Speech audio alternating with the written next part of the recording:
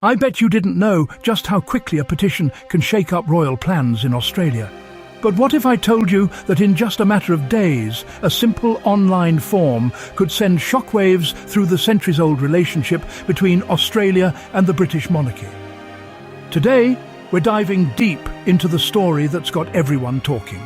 The explosive backlash against the Sussex royals' visit, and why it's become a lightning rod for national debate. What happens when everyday Aussies unite against centuries-old traditions? Let's find out.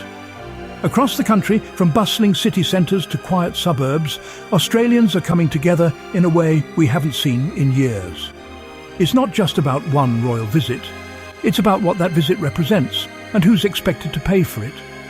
All across Australia, a new kind of rebellion is brewing, not against a king, but against the royal chequebook. When news hit that taxpayers would foot the bill for the Duke and Duchess of Sussex's visit, thousands of Aussies jumped into action.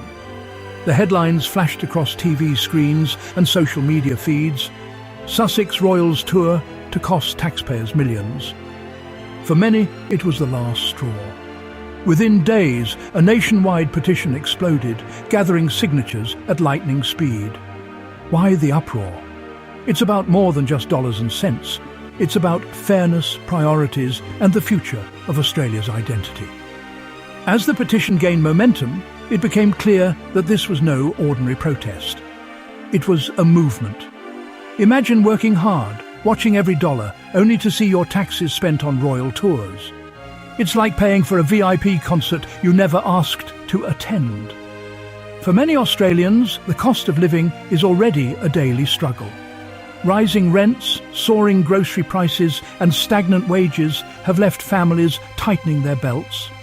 So when news broke that millions would be spent on a royal visit, frustration boiled over. Around dinner tables and in group chats, the same question kept coming up. Why should we pay for this? For some, it's about principle. For others, it's about priorities. Shouldn't that money go to hospitals, schools, or disaster relief? The debate quickly spread beyond social media, sparking heated discussions on talk radio and in Parliament. Politicians are feeling the heat, scrambling to respond as the movement gains steam across social media and news outlets.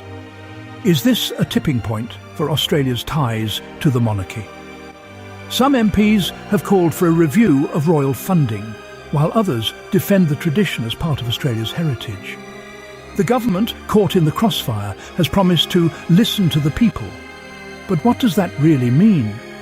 The hashtag #NotMyRoyalVisit has gone viral, with thousands sharing their stories and frustrations. Some post photos of empty wallets, others share memes poking fun at the royals. But beneath the humour is a serious question. Who gets to decide how public money is spent? To understand the backlash, we need to look at Australia's complicated relationship with the monarchy. For over 2 centuries, royal visits have been a symbol of connection to Britain. But times have changed.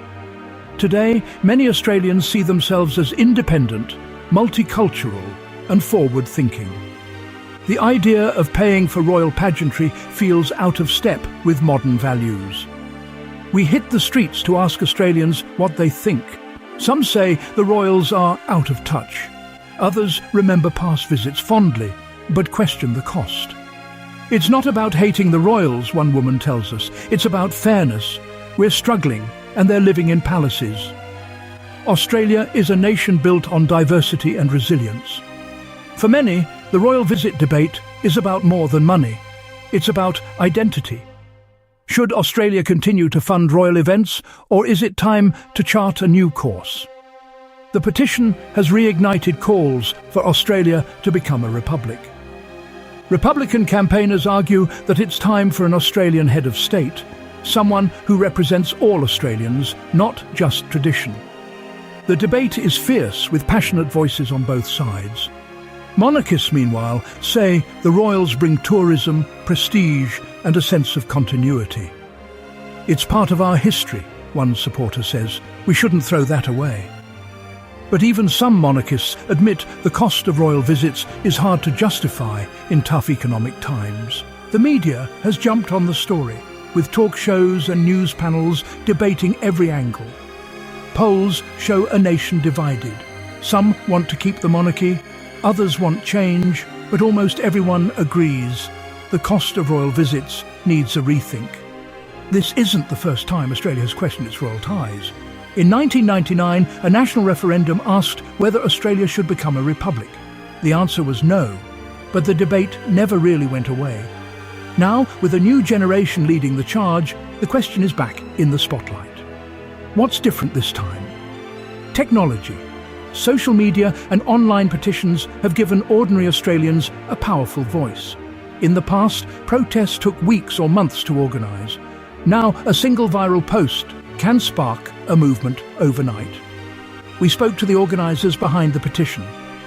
"We just wanted to make our voices heard," one volunteer says. "We never expected it to take off like this." Their message is simple.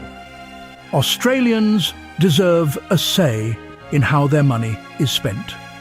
For many, the royal visit is a symbol of misplaced priorities. "We have schools that need fixing, hospitals that need funding, people who can't afford groceries," says another organiser. "Why are we spending millions on a royal tour?" Economists have weighed in too. Some argue that royal visits boost tourism and bring in revenue. Others say the costs outweigh the benefits, especially when public services are under strain. The numbers are complex, but the public mood is clear. People want transparency and accountability. The government has promised a review of royal funding, but critics say it's not enough. "We need real change, not just talk," says one opposition MP. The Prime Minister, meanwhile, insists that Australia's relationship with the monarchy is evolving. The story has gone global, with international media picking up on the backlash. Some see it as a sign that Australia is ready to stand on its own. Others warn that cutting royal ties could have unintended consequences. In universities and schools, the debate has sparked new interest in Australia's constitution. Students are asking tough questions. What would it take to become a republic?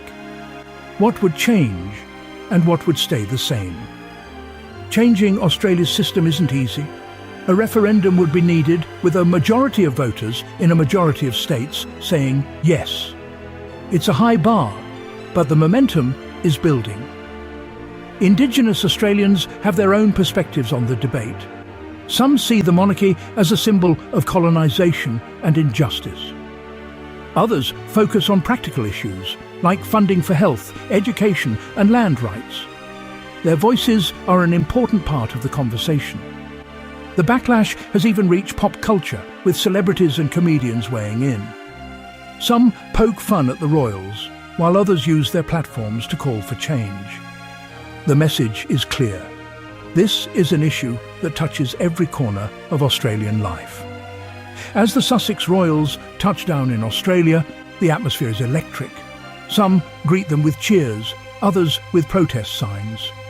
The royals themselves have stayed mostly silent, but their visit is impossible to ignore. Security is tight, with police and media crews everywhere. Organisers say they want peaceful protests, but tensions are high. Everyone is watching to see what happens next.